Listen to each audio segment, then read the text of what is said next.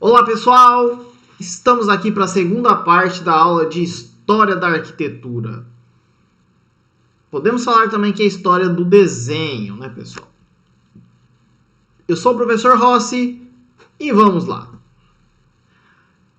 As primeiras construções e os abrigos e monumentos, podemos dizer que estão lá no período neolítico, onde o pessoal começou a se preocupar nas sociedades primitivas a fazer ou a se abrigar em algumas construções. Temos lá as primeiras, as muralhas de Jericó, os traços lá de Stonehenge, que temos aqui do lado na nossa figurinha. Já o período da pré-história, nós podemos dizer que ele antecedeu o período da história, ou seja, foram onde ainda não se sabia ou não se tinha desenvolvido a escrita, não tinham sido criadas as escritas. Isso é o que diferencia a pré-história da história. Então, a afirmação desse período é o da pré-história, ou seja, um período anterior à história, foi feito aí por historiadores do século XIX, que definiam que para se falar de história, era necessário que o homem houvesse produzido algum tipo de documento escrito. Aqui ao lado nós temos aí uma figura que indica a arte rupestre. Então, as pinturas rupestres, elas são importantes fontes de estudo da sociedade da pré-história. Esse tipo de visão estava ligado, então, à perspectiva evolucionista da história, o que leva a afirmar que diversas sociedades agrárias estariam na pré-história, por não utilizarem ou produzirem algum tipo de documentação escrita. Entretanto, existe uma imensa quantidade de documentos não escritos, como pinturas rupestres, sítios arqueológicos, ossadas, fósseis, entre outros, que permitem estudar a ação desses seres humanos que viveram há milhares de anos. Esses vestígios são tratados como fontes históricas, e as pesquisas sobre eles permitiu ainda dividir a pré-história em dois períodos, que são o Paleolítico, ou a Idade da Pedra Lascada, e o período Neolítico, ou Idade da Pedra Polida. Okay? Então nós temos aí em Paleolítico e Neolítico. O Paleolítico até 10.000 anos antes de Cristo e o Neolítico de 10.000 a 4.000 anos antes de Cristo. Ok? Então, geralmente, em uma tentativa de definição precária, tendemos a chamar nossos antepassados do período em questão de homens pré-históricos. Mas há uma denominação mais apropriada para isso. São os hominídeos. Os hominídeos, então, pertencem a uma família taxonômica classificada pela biologia e intitulada Hominidae. Nós, humanos, estamos dentro dessa família, assim como os chimpanzés. Todavia, não somos da espécie dos chimpanzés, e muito menos os hominídeos que nos precederam. Os hominídeos conseguiram, ao longo de milhões de anos, desenvolver ferramentas e utensílios domésticos complexos. Conseguiram dominar o fogo, que passou a ser utilizado para o aquecimento, para cozinhar alimentos, e conseguiram ainda o mais extraordinário, desenvolver sistemas simbólicos, como urnas e câmaras funerárias, esculturas, pinturas rupestres. Esses hominídeos podem ser divididos em ordem cronológica. Os mais antigos pertencem ao grupo Ardipithecus ramidos, cujo aparecimento comprovado pela arqueologia varia de 5 e 4 milhões de anos. Há também outro exemplo, os Australopithecus afarenses, cujo aparecimento na Terra varia entre 3,9 e 3 milhões de anos.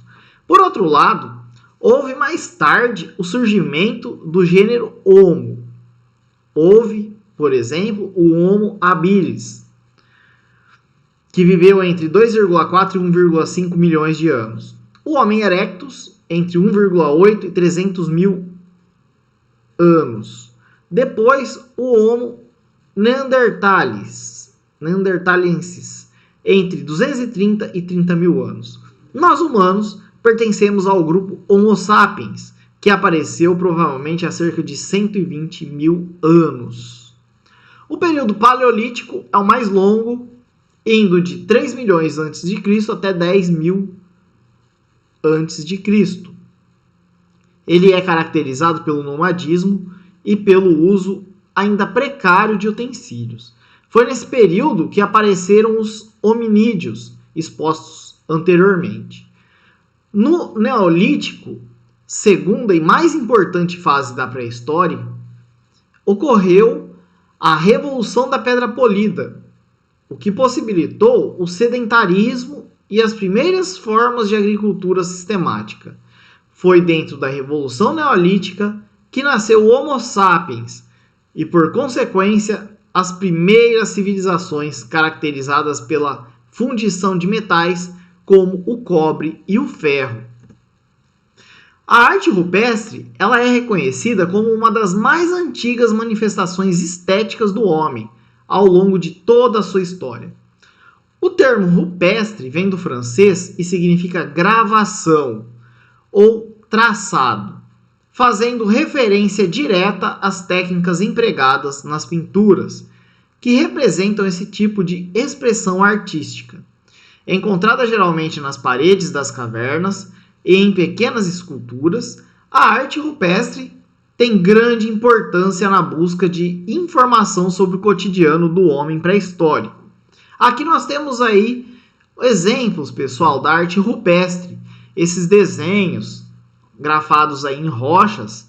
Então isso era a arte rupestre que nós acabamos de comentar aí.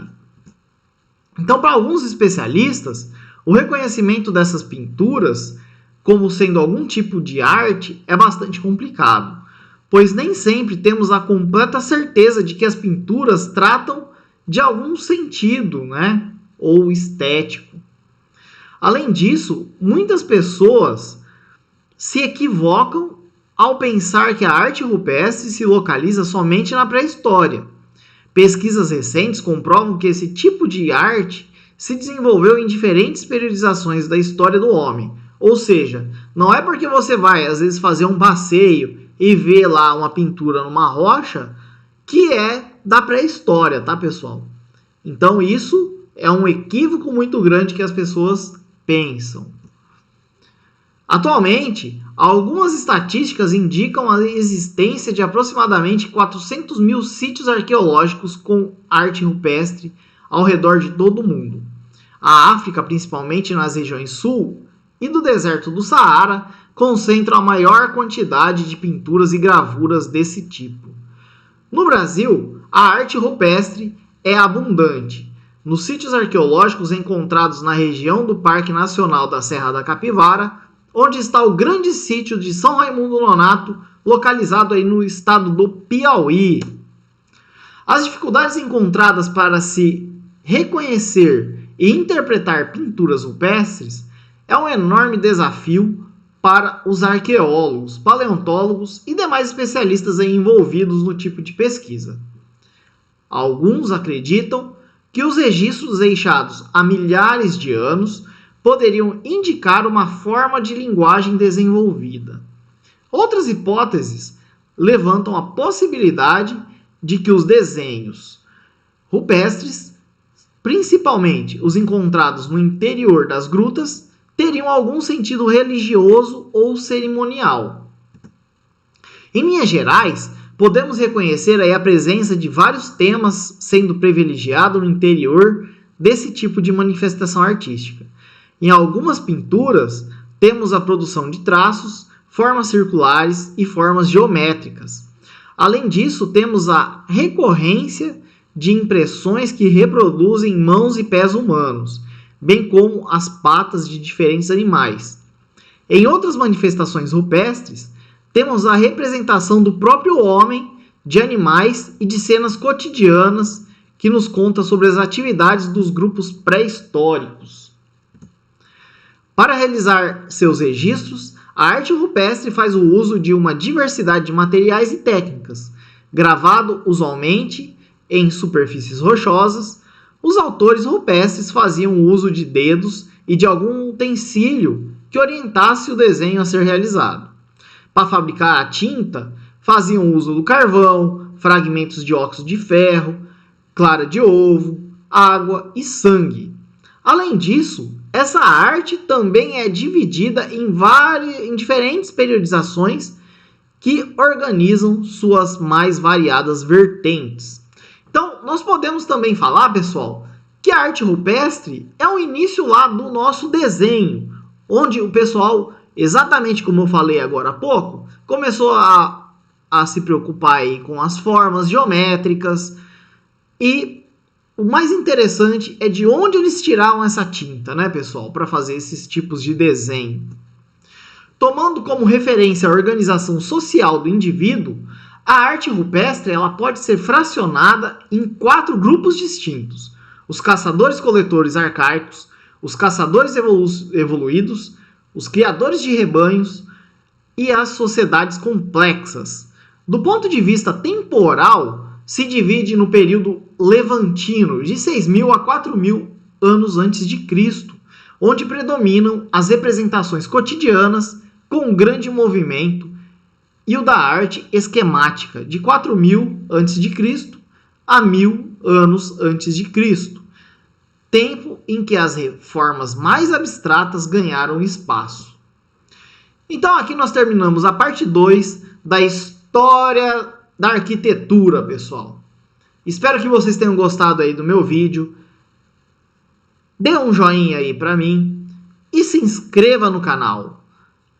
Obrigado e até mais.